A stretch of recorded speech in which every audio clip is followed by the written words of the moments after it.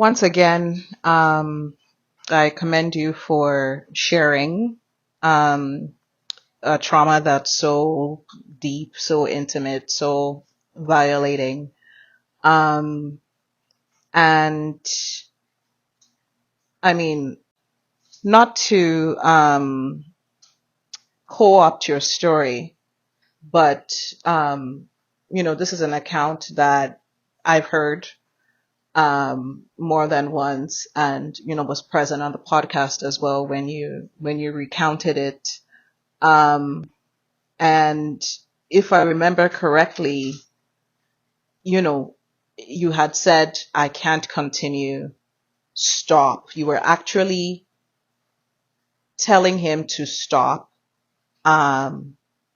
loudly enough, because it seemed like, is it that he can't hear me? You were telling him to stop over and over and over again explicitly, and then he was yelling over you to drown out your words. And by the time the groaning began, that was at the resignation point where you just surrender to the trauma, so to speak. And what you described there, the way you say you detached from your body and then you had to kind of almost, anchor yourself back into reality. That's typical dissociation. That's typical derealization, and is a coping mechanism for trauma, of which you endured during that incident, that rape that was committed against you. And, in typical abuser fashion, even in the aftermath, they know what they have done.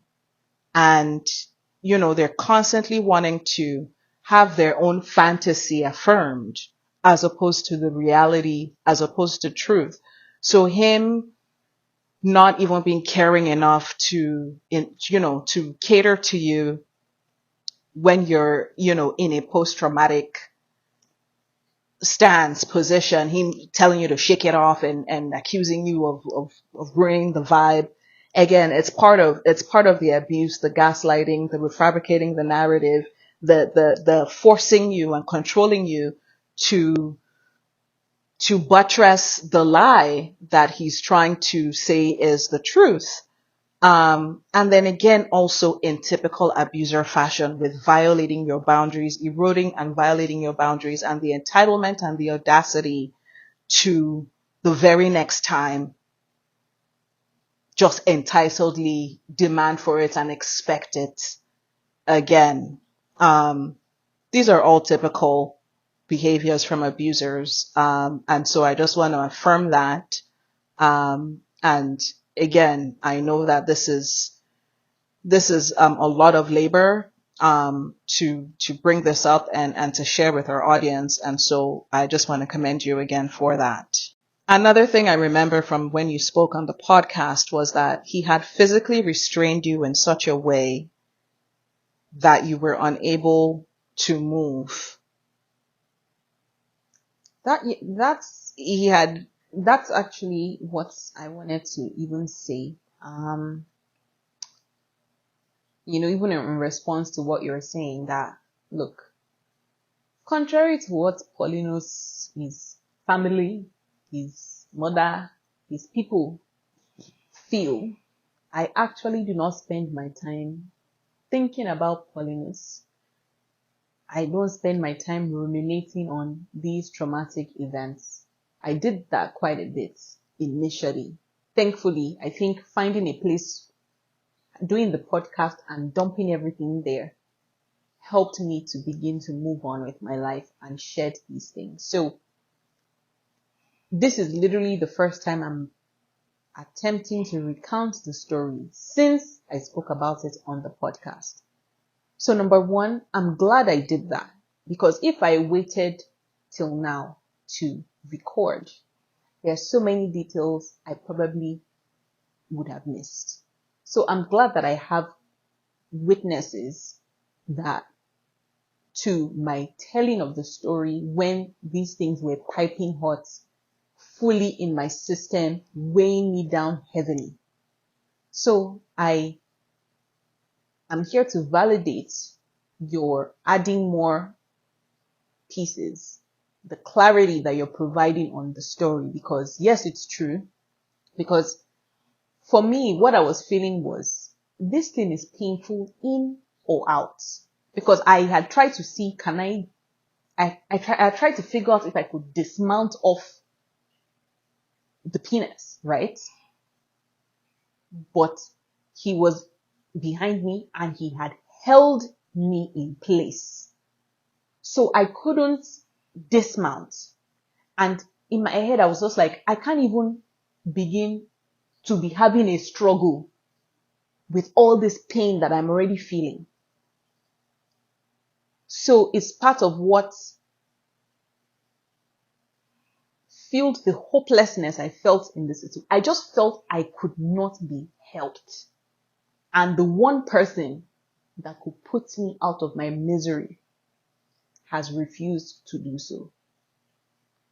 So it's dissociating, unfortunately, is something that came very easily for me to do because of some other earlier traumatic experiences in my childhood. So I'm being 100 when I tell you guys that the entire time I was married, I had to be in a dissociative state most of the time. And so even this incident was no different. And so for those of you who know about trauma and things like that, I'm sure years from now, if I decide to be focusing on that incident, I'm sure some other pieces too would keep presenting that. Hey, I knew he did that thing too. He did this one too that night, Do you get what I mean? So this is why, again, when in courts or when people attempt to advocate for themselves and hold their abusers accountable, and the victims are telling their stories and people want to be latching on, you said you wore a red bra. Now you're saying your bra was black. You now want to now use that one to rubbish the individual story, focusing on minutiae, focusing on little inaccuracies here, which are normal in traumatic events, because your entire being, your entire mind, your entire body is focused on helping you survive that event. So there's only so much that your brain can log or can allow you to process in that moment, which is why as things progress, as time goes on, as you are healing, the picture starts getting clearer and clearer and clearer. So for me, I honestly resent people who feel the need to pick apart entire narratives of harm and hurt, focusing on little details here and there that in their minds is sufficient to completely rubbish a victim's story. Well, for me, I don't care about anybody that feels the need to discredit me. I know what I felt. I know what I endured that very night. And the person too knows what they did. So, and that's why, again, for me, I'm not interested in the person's admission to anything. Left to me, they can continue to deny until their grave that they didn't do anything. It doesn't matter to me either way. Because I know that deep down, when they go to bed at night, they know they are the monster that they are. They can lie to everybody else, but they can never lie to themselves. And so, I leave everybody to live the way they want to live. Simple. Okay, so just to draw your attention back to what you mentioned earlier about your pregnancies, you were mostly ill during those periods and were kind of out of it. But the barrage of sexual harassment, of sexual violation didn't end even when you were in that condition. And, the other ways that this Paulinus continued to violate you by means of trying to co-opt you into his porn addiction, or even his exhibitionism, his flashing, that is just sudden nudity in non-sexual scenarios. These are things that I remember you recounting, both on the podcast and just, offline as well.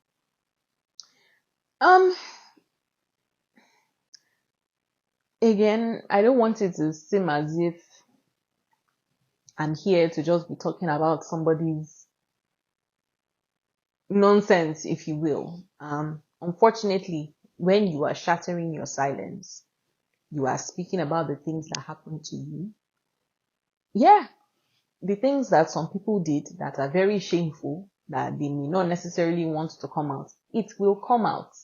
The burden is not on you to hold on to anybody's shame. If they did not want people to talk about the nasty things they were doing, then they should not have done them to you. It's that simple. So that's just first of all. In speaking about my pregnancy, again, just with every other thing, there was nothing sacred in this relationship. I mention all the time that my pregnancies were very difficult for me. I suffered from something called hyperemesis gravidarum. So my pregnancies, I was usually fighting for my life, just trying to get through the survival mode of that. But of course, it was very clear to me that I still had to make myself ready and available for somebody's objectification, sexual objectification. So Paulinus would just often demand, that I send nudes, that I, make sex tapes with him before I go to Canada, because I'm going to be gone and blah, blah, blah.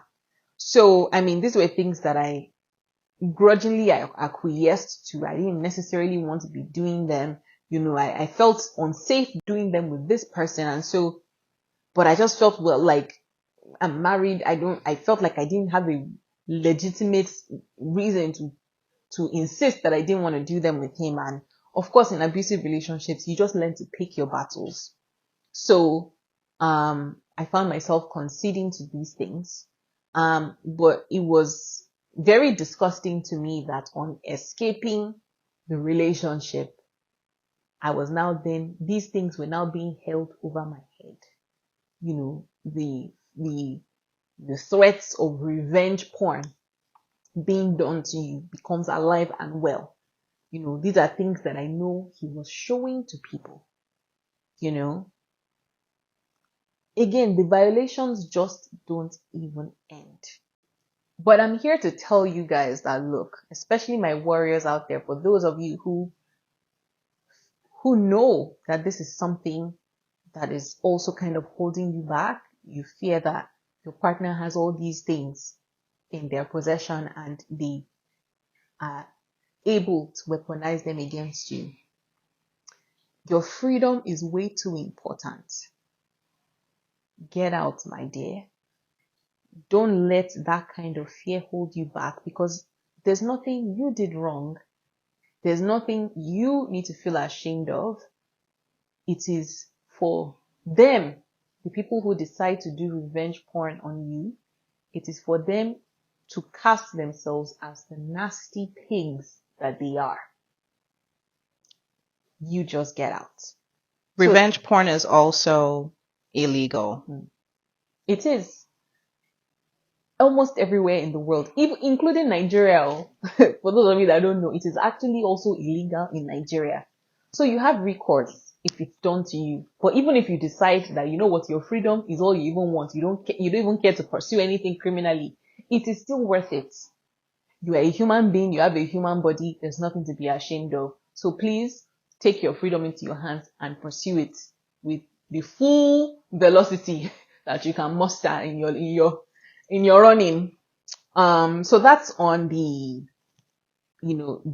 boundary breaching on, images, videos, things like that. The next area that I know, again, the boundary breaching, the violating was, on the flashing, I was very shocked to encounter that problem even in my marriage, because okay, here I am, basically available to you at your every whim. I am hardly allowed to say no. I am hardly allowed to even have a boundary of, oh, I'm not ready. I don't want to. I'm tired. None of that ever flies. And yet, and still, situations that shouldn't be sexual, we're having a random conversation, mundane issues, and you whip out your dick. And initially I used to jolt, I used to squirm. And this guy was shaming me that that's what married couples do. And, again, my very green eyes, like I knew I didn't like it. I knew I felt uncomfortable, but here's this one telling me that this is what it means to be sexual. This is what married people do.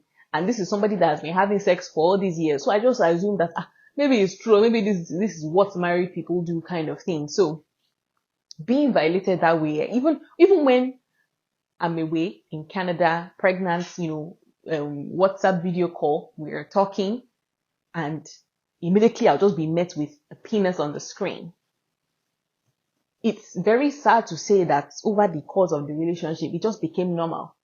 I just started to just see it as a normal behavior from this person, that at any time a dick can be whipped out and I can't squirm, I can't shout. I just have to pretend as if it's normal, So I look at myself again as the long line of victims of this individual, because I'm not the first and I will not be the last. This is something that those of you who've listened to the episode on the Warrior Enclave, where we speak about even his driver, him masturbating in the car with his driver, him masturbating on his Zoom lectures for his MBA class, these people are unhinged and they cannot be helped, or rather they refuse to be helped. And rather than face their problem, they want to rather paint you as somebody who is speaking about your story as the person that is in the wrong. You're not in the wrong, my dear. You speaking up now, who knows who you can help by you speaking up about the experiences that you've had. So the final boundary breaching act, I would say, is just closely tied to this individual's like porn addiction, which is something that is one of the few things that they had even come and tell me even before we got married, that they said they had a porn addiction, but that they had worked really hard to curb that. He even gave me a code, that this is the code that he uses, to keep his browser clean and safe. It filters out pornographic images. You can't even do like searches to search out porn and things like that. So he had told me that, he worked really hard and blah, blah, blah. And so he came to give me the code as like a gesture of good faith or something. And so I then just I didn't have any reason to doubt his claims. He came to tell me this thing unprovoked. So I just gave him the grace that, a lot of guys do have an issue with porn. Thankfully he seems to be working on it. So I would just accept what he's saying as the truth. I didn't have any reason to doubt it. But again, when we got married, so many things were being unmasked. So many things were unfolding left, right, and center. His excessive drinking, his sex addiction, the addiction to porn, the anger, the rage, the financial abuse. There was just so many things that were happening.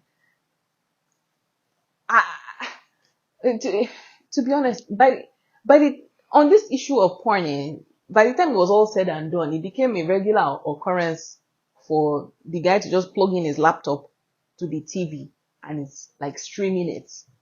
And I'm just expected to not react and to just act like it's normal, at any time in the day. It's not even like it's something that he kept to like a specific time. It was just at any time in the day, he's doing his thing. And, I never used to participate because the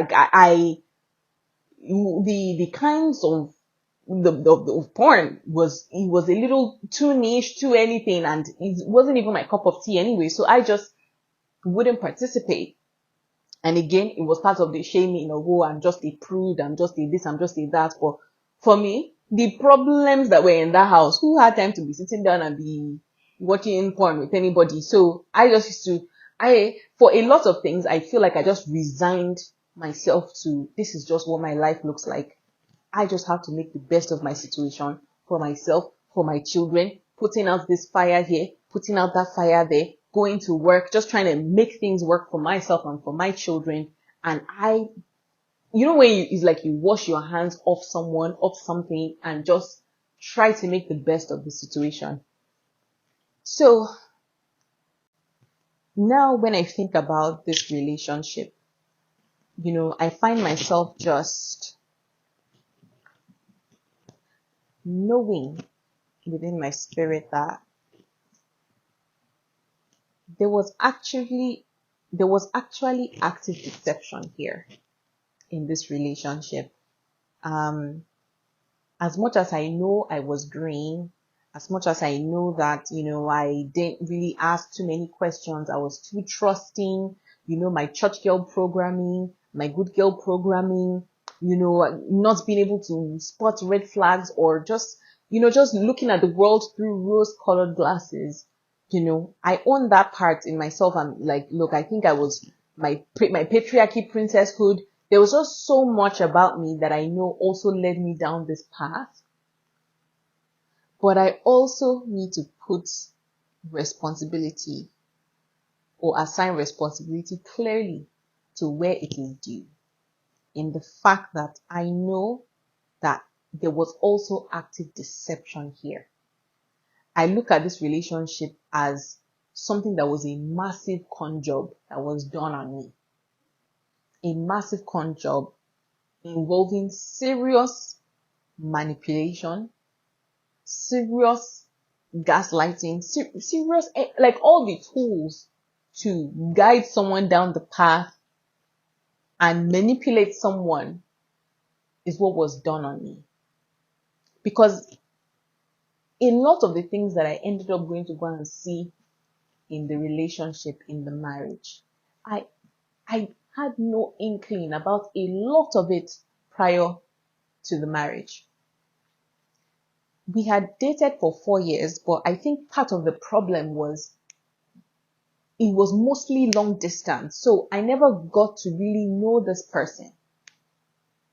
Or I was consistently being presented with a mask that was easy to maintain a month, 2 months out of the year. Do you guys understand? So every single time we would meet for short bursts in time, how many times did we even get to meet in a year?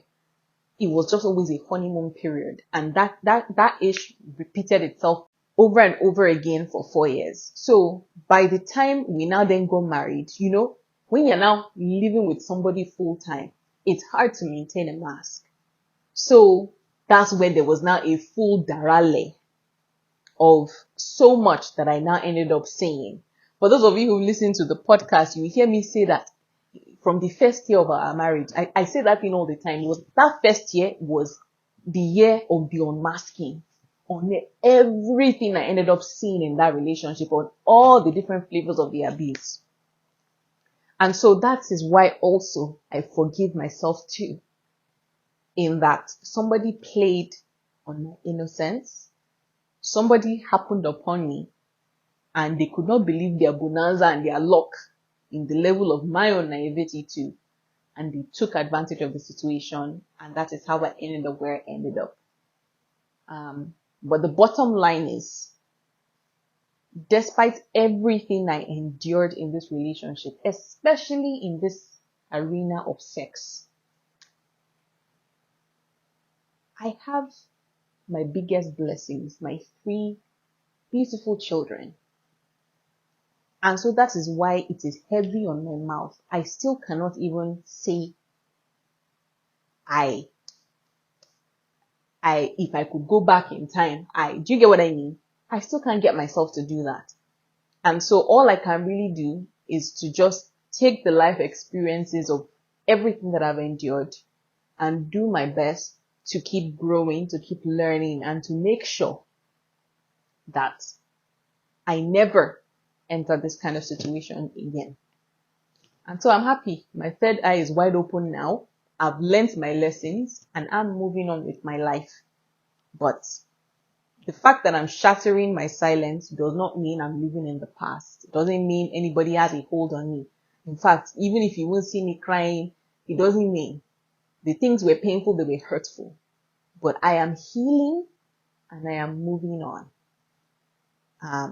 But I will always, always have claim and ownership of my story and that nobody can silence. So, Period. that's it. Yeah, that was very insightful. A lot of what you shared there. And I think I'll just ask you now what your concluding thoughts are. That's tough. My concluding thoughts, Especially on this topic that we're speaking about regarding spousal rape, marital rape. I think I would like to end it the way we started, which is marital rape is real. And I have personal experience of that fact.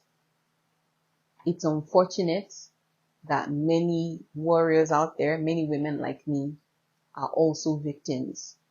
There are some who know that they are and are struggling to come to terms with that fact. There are some who still haven't flagged the atrocities that are being inflicted on them, especially in this arena, because we've just been so conditioned to accept a lot from these men. But I just commend everybody. Being a woman is tough. It is not easy. And all of us are finding a way to navigate one way or the other. And I don't shame anybody on their journey. The only thing that I ask is, don't you ever look down on another woman, another femme, and feel like you are better than them, or it couldn't be me, or victim blame, or, no, don't ever do that. All you just do is set yourself up for breakfast in front. Mm-hmm. So, I hold every one of us warriors like in my heart, because the life we live is tough. To be honest, it might come as a shock to some of people. I consider myself one of the lucky ones because I escaped. I got out and I have my life and I have my limbs. And your eyes open. Wide open now. And I did not tarry too long in that marriage. Thank you, Jesus. I did not get to 10 years, 15, 20 years. Hey, Jesus. So me, I consider myself one of the lucky ones. So please, nobody should pity me. Just when you think about me, just be thanking God for my life. So, all I would just say, I will encourage you. I always say this: investigate your feelings, figure out if things aren't sitting well with you, figure out what it is. Don't sweep things under the carpet, because that could be your salvation. That could be the thing that is guiding you out of where you're not supposed to be. So don't ever sweep away your feelings. I think that's my own concluding thought on this. I think you might have something to say to Toro, because I think I spoke a lot on this episode.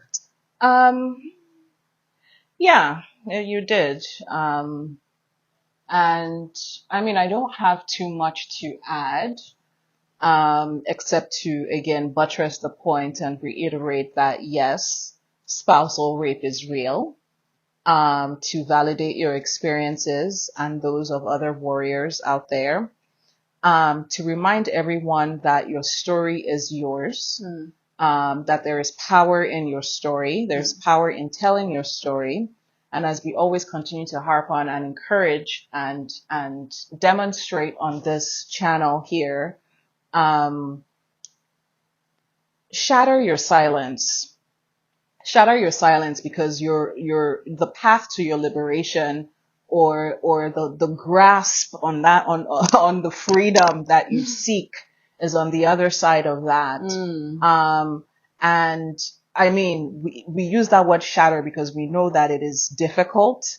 We have an appreciation for what it takes to step out into the light for everybody to see, what somebody has done to you that the world wants you to carry the shame for, or expects you to carry the shame for. or the silence, exactly, or bear the burden of the silence for. But, I'm here to remind everyone once again that the shame is not yours to bear. It's not yours to carry.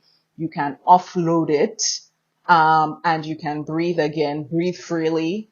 Live freely. Exactly. Exhale. You don't have to be waiting to exhale anymore. So just let your chest be tight. Exactly. And we try our best to model that here on this channel because we do believe that we have a mandate.